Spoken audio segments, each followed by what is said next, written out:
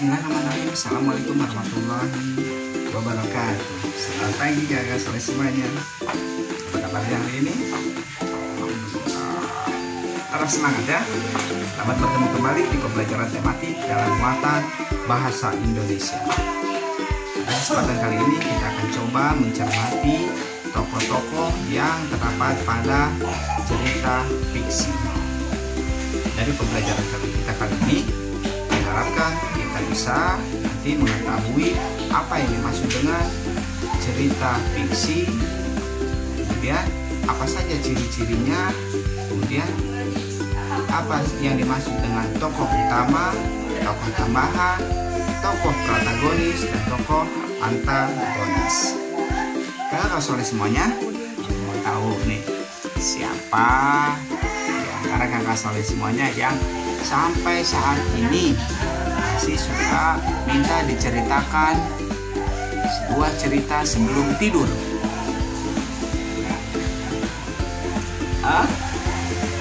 Tidak apa-apa Pak, itu bagus.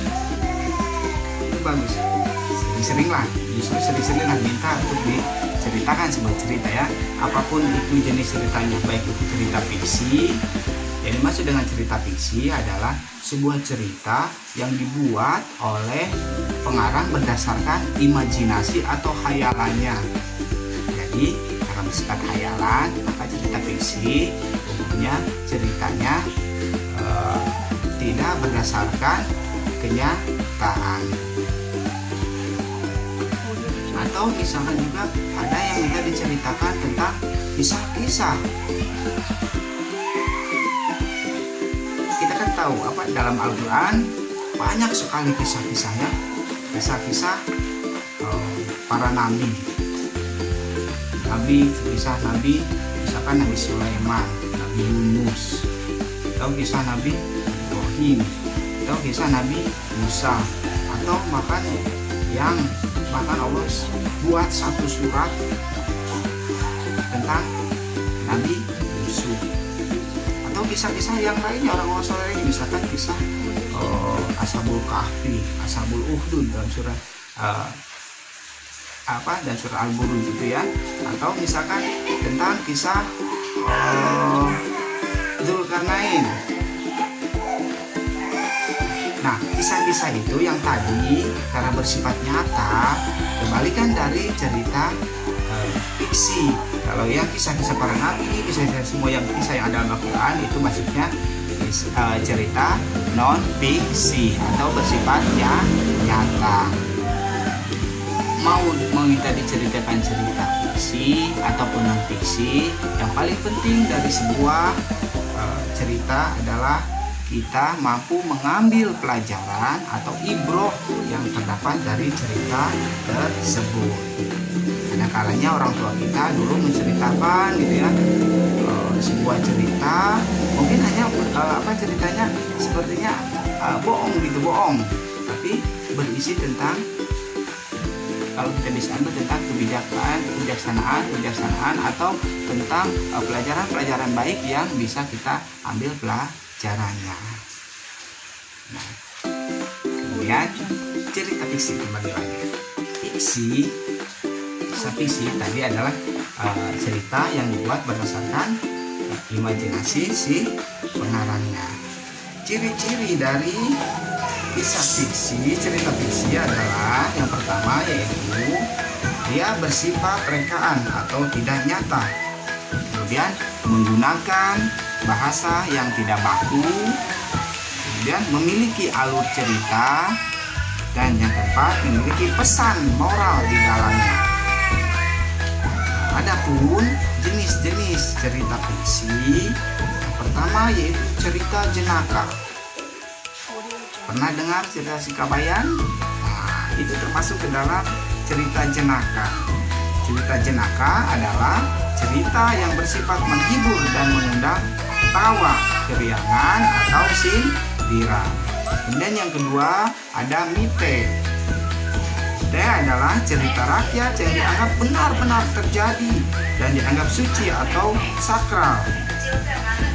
Misalnya contoh cerita Dewi Padi, atau misalkan di sini di buku ini ada cerita Rara Jonggrang, ya, Bandung Bondowoso itu, ya. Nanti Kakak Soleh bisa baca cerita-cerita di sini. Di sini banyak sekali cerita-cerita fiksi. Ada Kijang dan Kura-Kura, ada Lutung Kasarung di sini, ya, di jilid 4G ini, 4H ini. Kemudian yang ketiga itu Fabel. Suka waktu itu diceritain tentang si kancil dan buaya, seperti itu sih, Kak. Nah, itu termasuk ke dalam jenis cerita fiksi fabel. Fabel adalah cerita yang menggambarkan watak dan budi pekerti manusia, tapi tokohnya digambarkan dalam bentuk hewan. Yang keempat yaitu legenda. Legenda adalah dongeng asal mula terjadinya suatu daerah atau suatu tempat. Misalkan contoh asal usul Surabaya, atau terjadinya Gunung Tangkuban Perahu, Sangkuriang itu, ya. Nah, yang kelima yaitu sage atau saga. Sage atau saga adalah cerita lama yang berhubungan dengan sejarah yang menceritakan tentang keberanian, kepahlawanan, kesaktian, atau keajaiban seseorang. Yang keenam yaitu cerpen. Cerpen, cerita ini biasanya cerita pendek yang isinya tidak lebih dari 10.000 kata.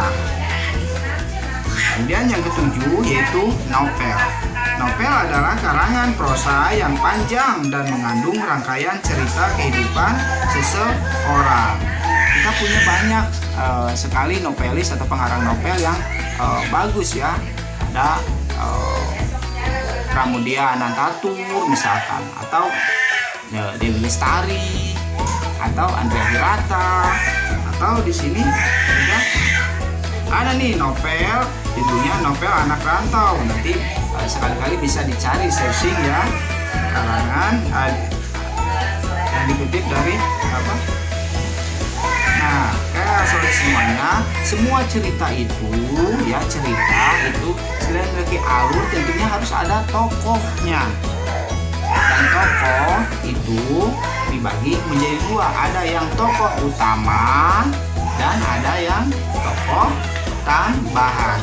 Kalau tokoh utama itu tokoh atau nama yang sering disebut-sebut, yang sering ditampilkan dalam sebuah alur cerita, baik itu fiksi atau non fiksi. Tapi kalau tambahan itu hanya sekali-kali saja, nah, sedikit. Kemudian kalau kita lihat berdasarkan wataknya, ya kan, suka kalau dalam cerita, wah ini mah jahat, wah ini mah baik. Nah, yang baik, tokoh yang baik itu disebut dengan tokoh protagonis. Sedangkan yang buruknya yaitu tokoh antagonis. Begitu, ya, Kakak Soleh semuanya. Baik, terima kasih. Ingat, apapun itu ceritanya, baik itu sifatnya fiksi ataupun non fiksi, yang terpenting dari kita adalah mengambil pelajaran, mengambil pesan moral dari sebuah kisah tersebut. Baik, selamat belajar. Kita tutup. Subhanakallahumma bihamdik, asyhadu an la ilaha illa anta, astaghfiruka wa atubu ilaik. Wassalamualaikum warahmatullahi wabarakatuh.